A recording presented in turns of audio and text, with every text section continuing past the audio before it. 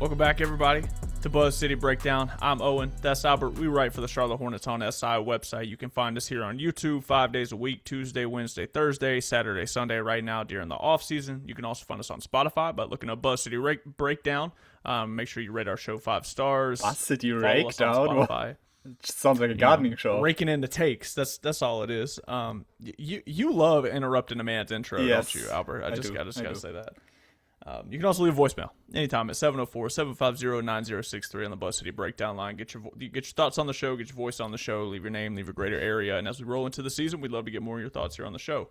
Today, guys, we're going to be doing another ranking. We love rankings of our top 10 Hornets of all time. Vibes only. Like, I picked my own personal list. Albert picked his own personal list. There's no merit here whatsoever, and I feel as if it's important to make that clear at the beginning of the episode, because if you skip the beginning of the episode and you jump into the ranking, which is, again, why I'm trying to say this early, you're going to be either confused, pissed off, or turn the episode off, and I want neither of those things. None of those things to happen, I should say.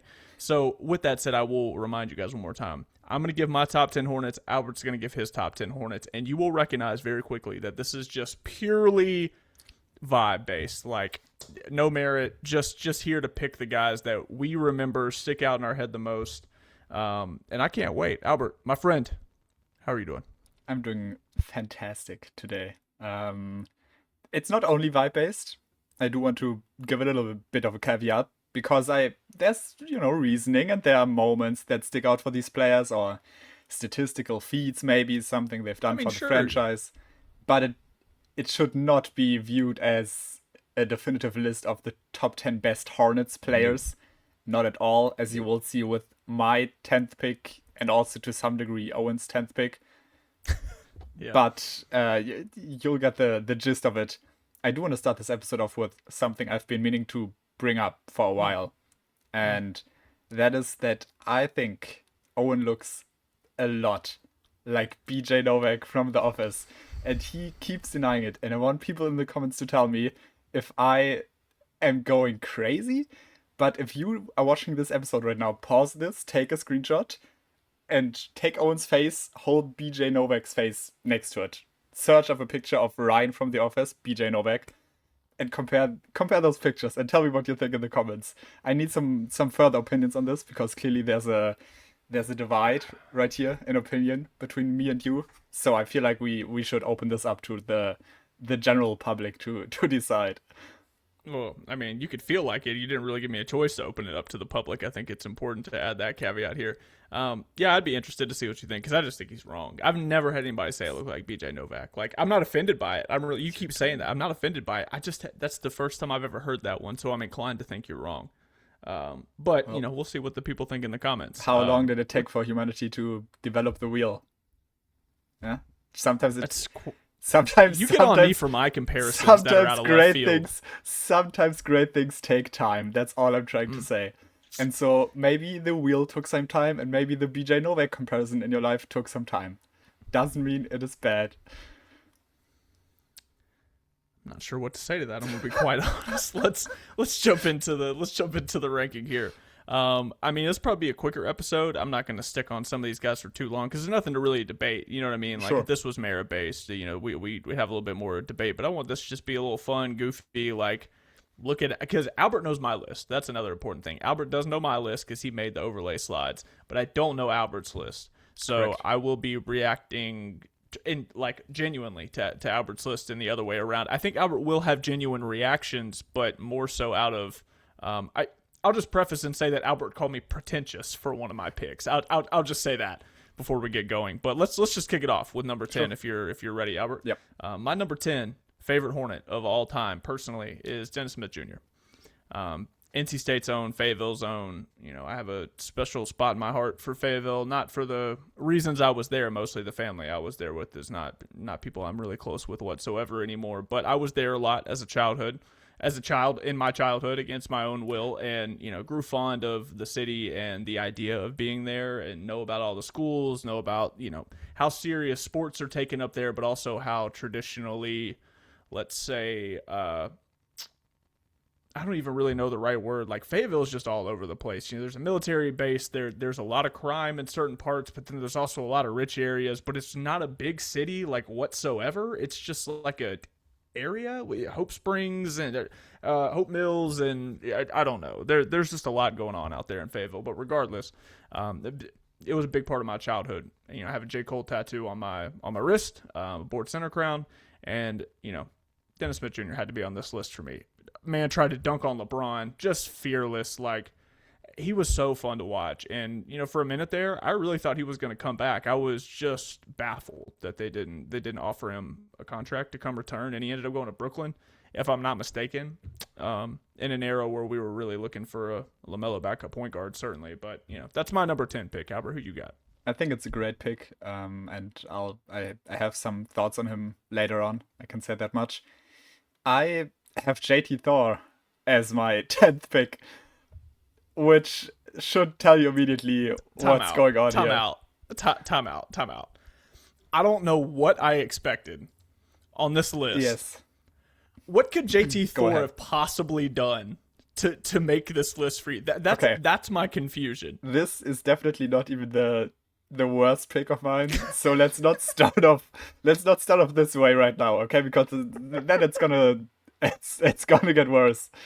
I will say this. You gotta give some context. Yes, I will give context. When I got into the NBA as a whole, but then also the Hornets, early 2020s during COVID, not much else to do, kind of just probably through social media at first and then through playing by myself, because that's something you could do, while COVID was going on. You could go out and just shoot some hoops. It was possible.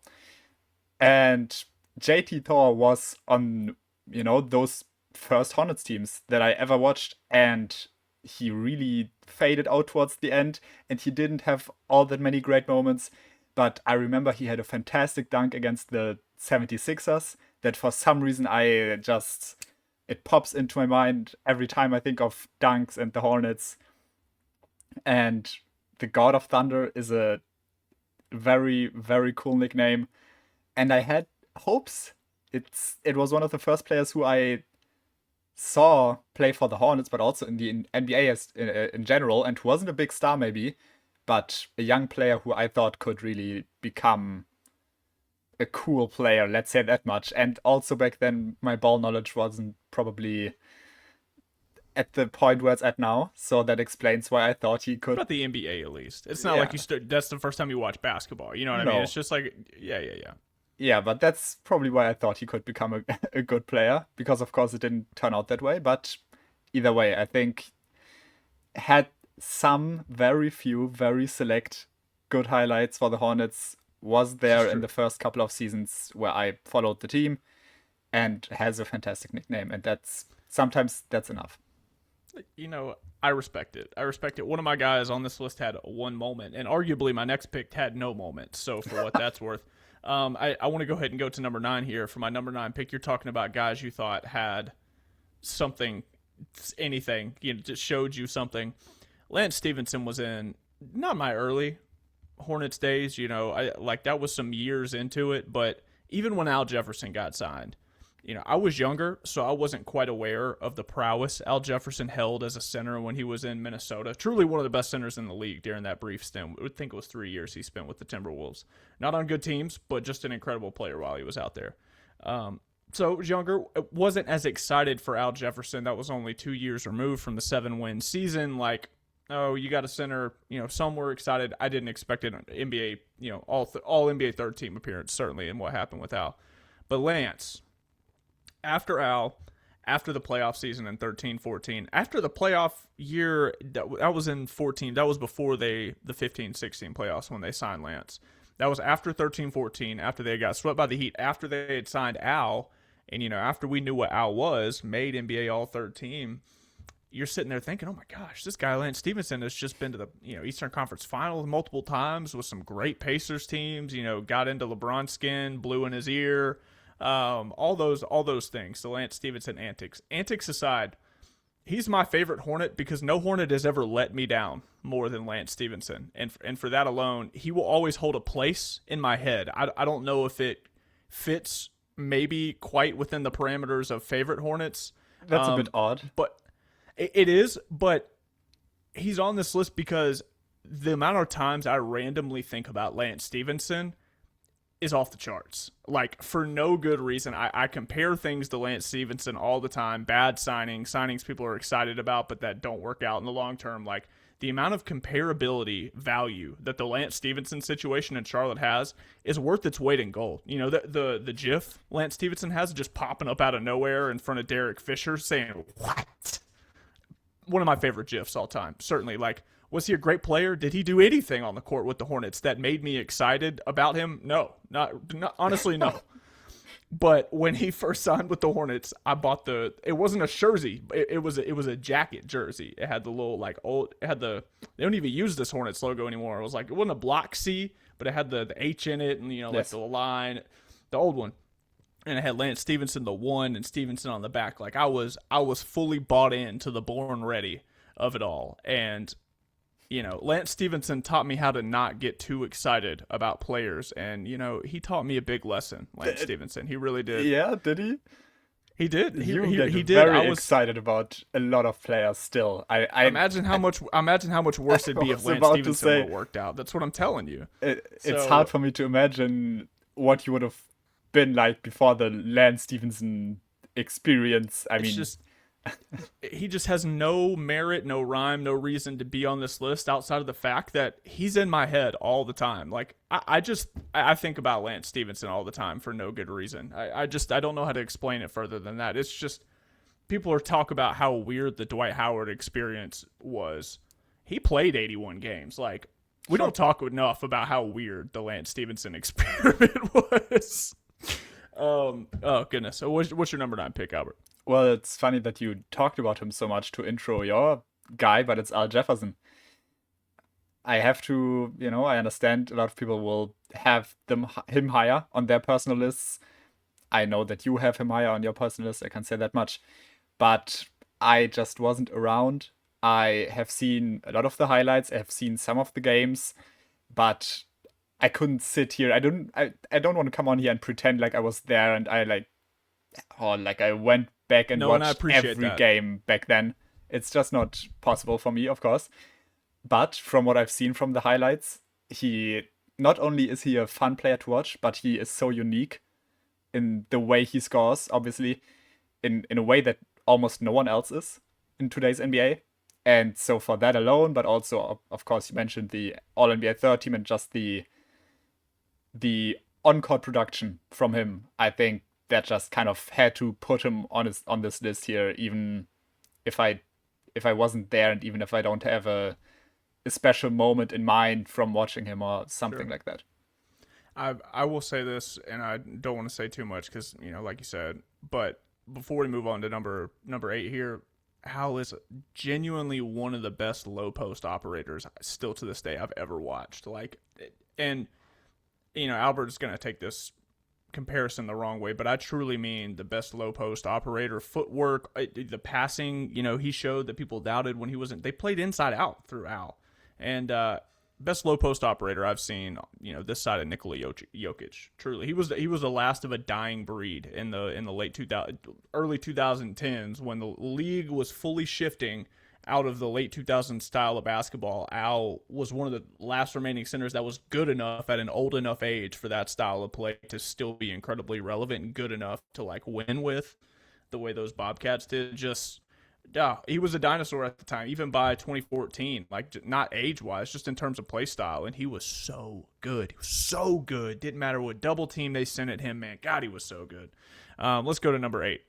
My number 8, Gerald Henderson, Duke's finest. Has been on the broadcast recently here and there over the years. It's nice seeing Hendo's bald head and his face again. Just a good guy. Completely unnecessary stray. I mean, Gerald Henderson is one of the most defining attributes of his face is the bald head. First thing I think of when I think of Gerald Henderson is I think of number 9. Yeah, that's your opinion. I don't co-sign it. It's fine. I mean, say what you want, but whatever. Hendo was awesome. Certainly didn't reach the potential that everybody thought he could, but for a guy that came up with his first few years around, the 7-win Bobcats. I think that may have been his second season or his rookie season. I think maybe his third. I think he was drafted 2009, Gerald Henderson. So his second or third season would have been the Bobcats' 7-win year. He was one of the only guys outside of Kemba, and he was there a few years before Kemba. It was him and Kemba were the only guys remaining from those really bad years that saw the turnaround, not just to the 13-14 Bobcats playoff team, even despite the sweep, but Hendo was there through the Charlotte Hornets coming back, and he left and was traded away that first season, I think in the Batum trade, if I'm not mistaken. Got traded to Portland for Nicholas Batum and Jeremy Lamb. But Hendo served his purpose in Charlotte. He was one of the few guys that had the mentality, the ability, and like the want to not just stick around, but like be a part of the turnaround. And it wasn't the turnaround that a lot of teams hoped for, but they got to the playoffs. And he saw 7 wins and he saw 40+ wins with Charlotte. And he's one of the few guys to be in that range outside of Kemba Walker himself. So for that alone, I think Hendo doesn't get enough respect. Maybe, wasn't a great player, but not enough people talk about Hendo, in my opinion. He was there and really saw some crap and stuck it out regardless. Every time you said Hendo, and in general, if someone says Hendo, I think of Jordan Henderson, which is an English football player. And I think that... Talking about the Liverpool midfielder? Yes.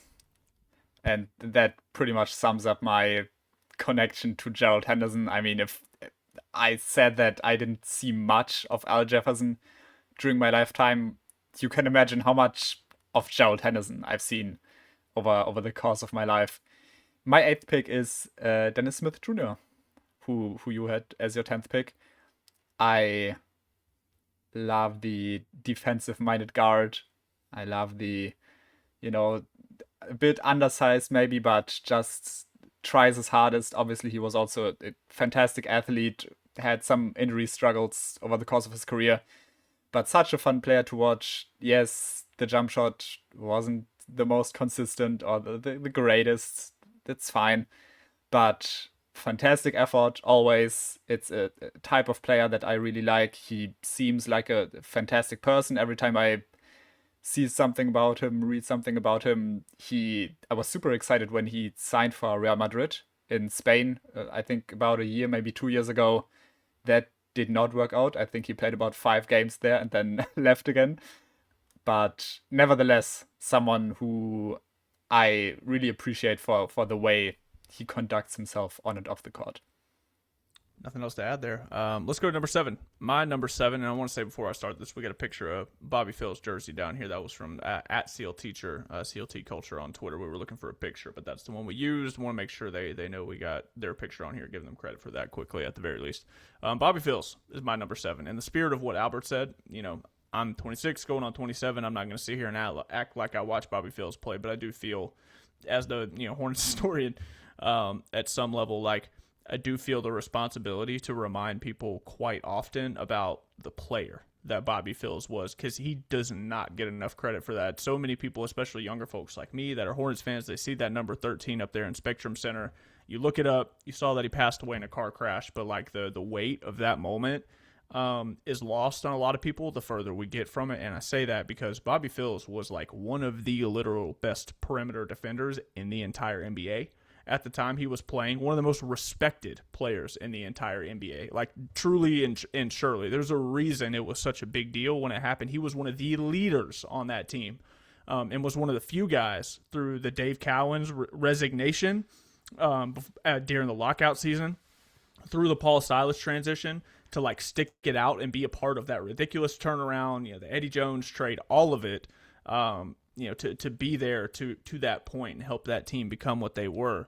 That team played for Bobby, man. Like his wife still hasn't remarried. She still talks about him. She has a foundation, and Scott Fowler did a check-in with her like less than 6 months ago during the season on the anniversary of the car crash. Especially now that another jersey went up beside him. I think that's why Scott actually did the check-in, is because Dale's jersey was going up beside his. And Bobby Phil's meant a lot to this organization. His time here, like, it's very easy to go on Basketball Reference and look at it and say, oh, well, he was on the team, wasn't there for very long, passed away. But, like, people need to know, the further we get from it, that he meant a lot to this Hornets organization. And frankly, he's a big reason that this team went on and went to the playoffs and went 7 games, even after, in the wake of his passing. Like, his memory, what he meant to this team, and the effect his loss had on those teams, to David Wesley, who was the one racing with him at the point when he passed, to Baron Davis and all those guys. Like, he spurned those guys to that run in a way that isn't talked about much anymore when we discuss those series. So I had to have Bobby on this list. He's somebody I respect a lot, and I try to talk about it every turn. I will co-sign all of what you just said. After not co-signing your Gerald Henderson bald head slander, my 7th pick, and I'm sorry for this. I'm aware, especially with who's to come on my list. My 7th pick is Kemba Walker. I cannot come on here and tell you I've watched him play hundreds of times, as a lot of people have. I have definitely watched him play dozens of times, that would be fair to say, but it's just different if you're sitting at home and you're watching back an old game, or if you've been there in person, or if you at least watched the games back then when they actually happened. What probably pushes Kemba above Al Jefferson for me, not only that he obviously is the greatest player probably in Hornets franchise history, but also I got the chance to watch Kemba Walker when I was working in Germany. He played in the EuroLeague for Monaco, as some people might not know. He played about 13 minutes in that game, and I think he scored 3 points, and I was very sad and disappointed afterwards, but that did not taint my view of his legacy for the Charlotte Hornets at the very least, and so that always will remain. Well, I think I'm not going to clown it a placement. I feel like you caveated it really well. Because I fully understand. Listen, I understand he should be higher. I have told you my story. I respect the guts not to feel required to put him higher. I will say that. Again, if I were to come on here and say he's such an incredible player, I mean, it's the same way. I don't like when people talk about someone like Larry Bird as if they've watched him a trillion times. You don't want to feel disingenuous. Yeah, you know what I mean? Exactly. And you can still have an opinion on Larry Bird. That's not what I'm saying. But if you talk about players that you just haven't watched all that much of, or significantly less than the modern players, then it's just, I think you should be honest about how you feel about them and how you can evaluate them. That's true. I respect that pick. Kemba to come down the line for me. Let's go to number 6. My number 6. I touched on him briefly, but Al Jefferson. I love Al Jefferson. I really wanted to put him higher, but he was a real big debate with my number 5. I'll say that. I don't want to spoil number 5. But Al Jefferson, the young version of me that had just gotten hooked onto the NBA, and with all the LeBron drama and the soap opera that was the early 2010s NBA, with all the Charlotte struggles, like Al Jefferson, despite not knowing a ton about him as a kid when he was coming in to Charlotte as a free agent signing, he just completely, his play in that team completely hooked me on this franchise. Like, from that point on, I was hooked. And again, they got swept, but I was at the game where LeBron, got the fast break dunk and stared down Jordan on the sideline. You know what I mean? I was getting popcorn when that happened. Still to this day, the reason I don't go get concessions during live games. I think about it all the time. But that series hooked me. It convinced me that this team could be something in the future. It's what, I don't know, it awoke something in me. I don't really know how to describe it. I want to tell you an interesting fact, Albert. One that I've never quite been able to shake, if I'm being quite honest with you. It's quite strange. So, I do Hornets history. I talk about that a decent amount. Yes. So my birthday is November 4th, Albert, okay? Mm-hmm. The inaugural first game the Charlotte Hornets played in 1988, November 4th, 1988. That's no coincidence. The inaugural game that the Charlotte Bobcats played in 2004, November 4th, 2004. I don't know how else to explain it other than I swear I have a soul tie with this team. that's just how I feel. And Al Jefferson was the start of that for me. Like it had started. I was in tune. I wanted to like them, but I mean, frankly, they sucked. The you know the view around them league wide was certainly not very kind. But Al hooked me, man. He changed the direction of this organization in a way that we talk about, but I mean, it's not really talked about enough. He's the only thing that gave the entire Michael Jordan ownership tenure any light whatsoever. You know what I mean? Yes, I'm sure someone in our viewer base is into astrology. I assume at this point, probably 300 people will hopefully watch this video roundabout. If somebody out there wants to give Owen advice on his, I don't know, lifelines and astrology and that kind of stuff, he's clearly open to it. I feel so bad, man. I feel so bad. My 6th pick is Vasilij Micic. I'm so sorry. I knew it. You said yesterday, one of my picks is going to be somebody that most of the I almost said it on the episode yesterday, but I didn't want to spoil your pick. But the moment you said that yesterday, Albert, I said he's going to pick Micic. I just knew it. Yeah, and having him exactly one spot above Kemba Walker, I understand is not good in most people's eyes, but it's just me being honest.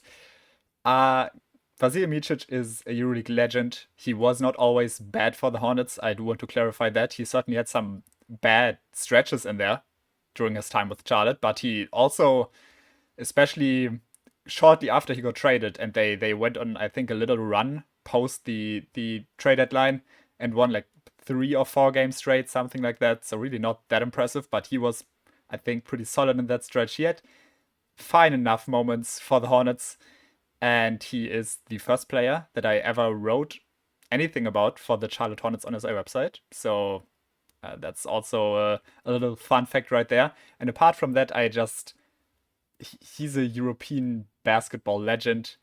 He, even now in the EuroLeague, he's not in his prime, but he had probably 3 or 4 games last year, which I watched of his in the EuroLeague, where he just looks amazing. And even though he's not the quickest player anymore and not the most athletic and not the most, hasn't got the biggest vertical jump, all of that aside, when he's on, and he's probably going to be on when he's 60 every other day of the week. It's just a great feel for the game and fun player to watch, although I understand a lot of Hornets fans might not see it that way. Yeah, the vitriol a lot of Hornets fans had for Vasilij Micic at the end was maybe a little uncalled for, because you're right. At the end, he is a European basketball legend. And again, I will say I respect your honesty, because if there's one thing this list is doing, it's showing people that we're showing our cards. We're not like, do we goof off with each other and like disagree with each other? Certainly, but we're anything if not genuine, even through the hard moments sometimes. So let's go to number 5. My 6 was Al Jefferson. Albert's was Vasilij Micic. My number 5 is Troy Daniels, number 30. One of the few guys to ever wear a number 30 in the history of this organization. You could even say Troy Daniels' jersey is retired if you wanted to. Not really, but you could. I mean, it wouldn't be accurate.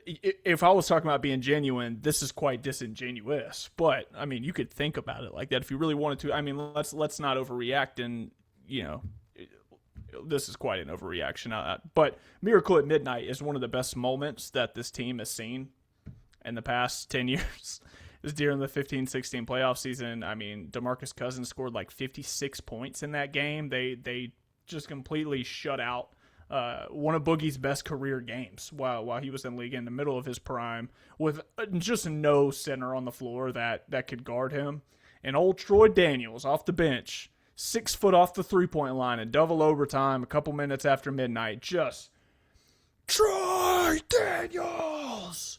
One of Eric Collins' first great moments, truly. I'll never forget sitting in the living room of my parents' house. It was well after midnight by this point. I want to say that too. Like, it was closer to 1, I think, than midnight by the time he hit that shot. West Coast games and all. And it was a school night the next day. I fell on my knees like they just won a championship, like going crazy, seeing Troy hit that shot. Just a moment, just like Lance getting signed and the excitement I had going into that season after the playoff year. Troy Daniels, man, I'll never forget that moment. Just one of my best single game outside of that Kobe White shot, Courtney Lee's shot. That's it. that's about it. It's certainly up there. So I love Troy Daniels. Who's your number 5, Albert? My number 5 is Musa Diabate. Nice pick. Of course, very recent, but I think he's going to end up on a lot of people's lists. Yes. In when it's all said and done. But please. He exemplifies what the Hornets want to turn themselves into, I think. He was almost out of the league at some point, and then he turned himself into now one of the better starting centers in the league. He's certainly not going to be an all-star ever, probably, but his rebounding, his effort, also his, intelligence when it comes to how to function in the system the Hornets are running is very impressive. And it also speaks to, his work ethic and the way he conducts himself, that he was able to turn himself into this kind of player that he is right now. And of course, he also has the moose thing going and the antlers, all of that. I can always get on board with some of those shenanigans. So he has to be at the number 5 spot here. Also, again, I have watched, I'm pretty sure every game Musa Diabate has played for the Hornets. So there's just much more of a connection there than, let's say, with Al Jefferson, for example. I love that pick. Honestly, I didn't even really consider any of the super modern guys outside of one. But I'll be darned, that's a great pick. And I really think it's important to note that when it's all said and done, even if his career isn't much more than a few more years in the Hornets, in 10 years' time, he's going to sit on these kinds of lists for so many Hornets fans. So great pick, Albert. Let's go to number 4. My number 4, and this one was hard for me, because I knew he had to be a top 5 placement, but it got difficult. So at number 4 is LaMelo Ball for me. Has a lot of reason to be higher. I like I said, I really considered it. Had he have played here longer, I mean, it's pretty easy to say that he would have moved his way higher up this list with relative ease. Just one of the most electric players I've ever watched. Plain and simple. I don't know how much better to put it than that. Yeah, I think that's pretty much the best way you can put it.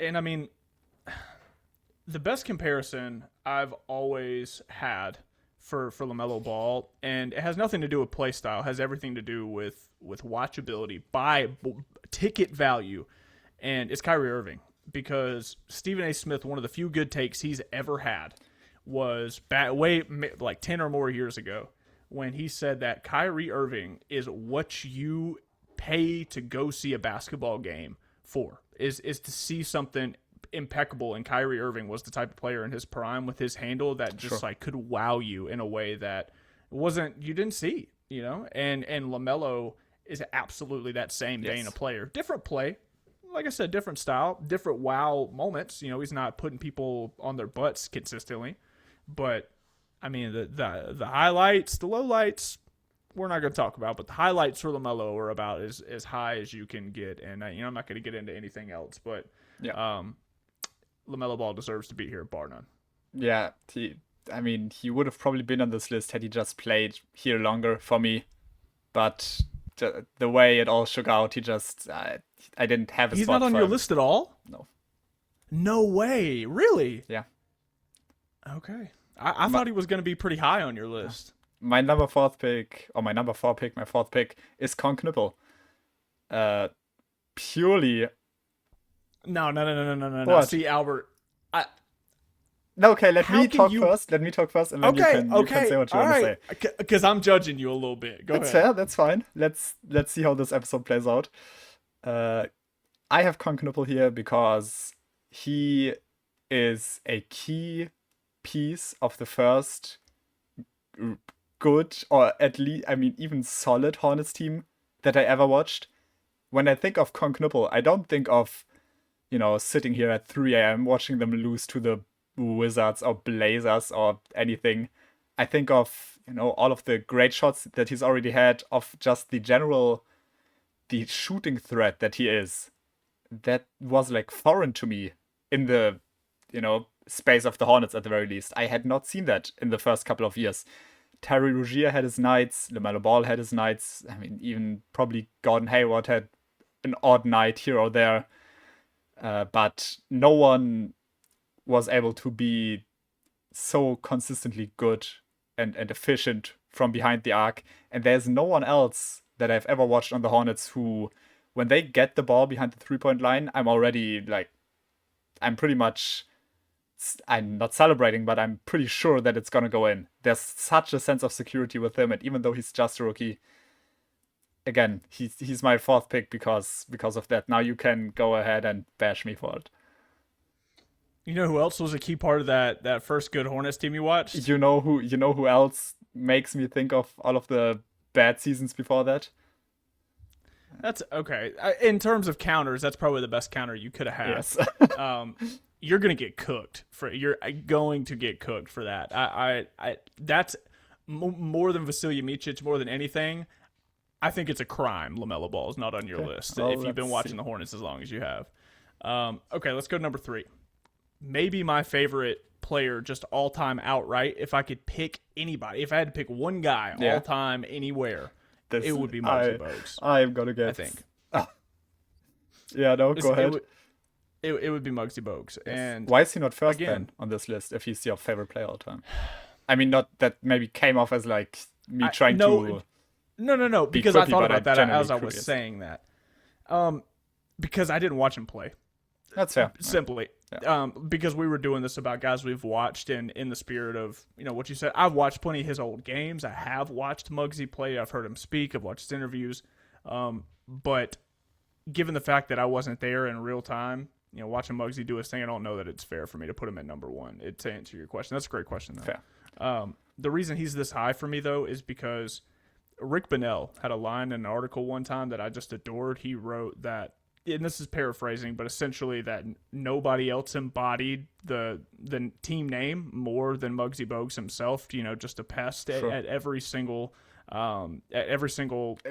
area. And I think what people fail to understand about Muggsy Bogues, Albert, that bothers me a lot is, even Hornets fans, I think people go back, oh, he was a great passer, this, that, and the third. What an incredible story. I think a lot of people assume Muggsy Bogues was a liability on defense, and that could not be further from the truth. No. Could not be further from the truth. Yeah. And I say that, hold on, because this is a very important topic to me. You are correct. That's all I want to say. Muggsy was consistently maybe one of their better defenders on a night in, night out basis. I saw Kendall Gill one time say that every point guard in the NBA, when they were going up against Muggsy Bogues, had to change the way they played on a nightly basis against the Hornets because he came at them differently than anybody else in the league. He knew every single one of their tendencies, and he was one of the smartest players in the entire NBA. His assist turnover ratio was literally one of the best in NBA history outside of John Stockton, his freaking self. And he is, at the time, he was alive. Gosh, sorry, Muggsy. At the time he was playing and in his prime before the left knee injury, Muggsy was truly and surely the single most athletic person, 5'5" and under, in the entire world. Like, the size of that dude's calves, the speed, he could damn near dunk at 5'3". Like, he was an all-around player that played close to 40 minutes every single night for the Hornets in an era where big men dominated, in an era more than any other in NBA history that Muggsy should have gotten played off the court. And he didn't. He was that good. He was that dude. Played on one of the best high school basketball teams literally in the history of high school basketball at Dunbar High School in Maryland with Reggie Lewis. There was somebody else on that team. David Wingate was on that team, also played for the Hornets. Just still finds himself to be underrated even to this day. And now that LaMelo's gone, if Muggsy Bogues' jersey doesn't end up in the rafters, I'm going to have something to say to these owners because Dell deserves it. But if Dell deserves it, so does Muggsy Bogues. That's the end of my rant. I can respect that pick. I considered putting him, on one of those lower parts of my list. Could have probably been on there instead of someone else, but I just, sometimes you have to make decisions and you have to cut someone. My third pick is Kelly Oubre Jr. I have I have expressed my love for Kelly Oubre Jr. before on this podcast, and I will do so again. Uh, he is such an exhilarating player to watch, and in in both ways. And He had some of the best fourth quarters I've ever seen. no one else could be so erratic on defense for the first half and then have a crazy dunk in the second half, hit three threes in the fourth quarter to win them the game, then cost them the game on the other, and then win it again. Like, he is so all over the place as a player, and also of course very expressive with his the fits that he arrives into the game, and the tsunami puppy mantra that he carries around with him. And I like that whole that he's different. I like the that he's a role player that is not gonna just be, you have so many role players in the league where you think, okay, they hit a couple of threes here or there, they were good at that or that, but you don't really remember them. And even though Kelly Oubre was never part of a fantastic team, he was part of good teams, but never of a fantastic team. People, I think, are gonna remember Kelly Oubre Jr. more than the average NBA role player. And also one of my favorite memories of watching the Hornets, and also one of my first memories of ever watching the Hornets. One of the first memories that stuck around, let's say that much, was him hitting all of those threes in that one quarter against Detroit. That's probably 5 years ago now at that point. Very fond memory for me, even to this day. There are about 5 fantastic Eric Collins calls in that quarter alone. And there's a YouTube video, I think. If you just Google Kelly Oubre Hornets threes, you're probably going to find it pretty quickly. It's just 2 minutes of him hitting all of those threes and Eric Collins going wild. So if you want to spend your evening doing something fun for about 2 minutes and 30 seconds, you can do that. Let's go to number two. On a bit of a time crunch here, unfortunately. But number two, good thing is, I mean, all you guys expected him to be here, at least for me. I was happy to see he was at least on Albert's list, given that we're at two, and I just heard three, and I just heard Kelly Oubre Jr.'s name. My number two is Kemba Walker. I mean, I'm not sure what else to say. That's absolutely fair, yes. I mean, just if what I said about Al Jefferson hooked me on this team and buying in fully to just like this is my team. These are the guys that I'm going to follow. Like, Kemba is the one that convinced me this team could do it eventually, that this fan base cared, that this fan base had what it took to be one of the best in the NBA despite all the bad years, that there was still life in this city. Man, I don't think I am really even being over dramatic when I sit here and say I've never wished a single player in the NBA had at least one more playoff series victory than they did, more than I do Kemba Walker. Not just for Hornets fans. You could take that being the Heat series in this hypothetical, but like, if there is anybody after all he gave to this team, God, he deserved a playoff series. And I'm just so grateful Charles Lee put him on the staff. Nobody deserves it more. And that was the first I've written about this before. That was the first indicator to me Charles Lee knew exactly what he was doing, that he was taking the right steps, knew what needed to be in this place. And, if Kemba couldn't do it as a player, I'm grateful. You would like to think he's going to be around when they get to do it while he's a coach. So nobody deserves to be on this list more than Kemba Walker. Again, very fair. You were around to watch him all of the games he played in, or most of them, so I understand that he would be here for you. My number two pick is Del Curry, who, another guy that I haven't seen a ton of. I've seen a bit, but highlights mostly, maybe a handful of games. And he is on this list because he has made a lasting impact around this team. Obviously, someone like Maxi Bogues also has, but I have heard him commentate all of the games he's commentated, and the way he expresses himself, the way he shows gratitude, but also, I mean, it's not like he's being fake humble or like he's downplaying himself. He always carries a quiet confidence with him. I found his speech that he held when they retired his jersey to be very touching and very nice. And so, even though this is another guy that I haven't seen a ton of, he has been part of every game I've seen not as a player, but as a commentator. And I think he seems like just a fantastic person. And every time he really speaks, not in the realm of hosting a Sure. broadcast, something like that. Every time he just speaks about himself or the any of his experiences, I think it's a great listen. Just an incredibly humble person, and probably the guy I regret not having on my list the most. I thought about including him at the last minute, but again, I was kind of stuck between like cult favorites, and I had some of these older guys. I didn't want to put too many older guys. Wanted to have like real cult favorites of mine on here. You know what I mean? So that's why Dell wasn't on my list, but he was. If I had 11th, it would have been Dell Curry. Just so rightfully, I'm glad to see somebody deserving at the top of Albert's list. Speaking of undeserving at the top of people's lists, my number one spot will be Michael Kidd Gilchrist, who I'm happy to include here at the very top of my list. Not only do I mean it with the full sincerity of my heart, but I also just feel the need to reiterate to everybody that there has never been a bigger case of failed potential than Michael Kidd Gilchrist. It was all out there in front of him. I don't know that the team really did what they could to support him in the ways he needed to. Yeah, they brought on Steve Kerr in the after a couple years in his career to help him with the jump shot, but I think it was probably a little too late then. And even then, before the injury, the big injury he had, he was playing incredible in 2014, 2015, I think it was. Like just one of the better defensive analytical players in the league that year before he was injured, and the Hornets were awful when Michael Kidd Gilchrist was out that season. Like the on-off numbers in terms of wins that year when MKG was playing was just ridiculous, and he never really got back to the thing that made him himself, the athleticism. He never really came back after that big injury, and I think he lost a lot of confidence, unfortunately, afterwards. And I just hate the criticism he's gotten. I think he was a better player. Than the general consensus that's out there about him. You say his name, people think of the jump shot, but I think of the person. Loves Charlotte.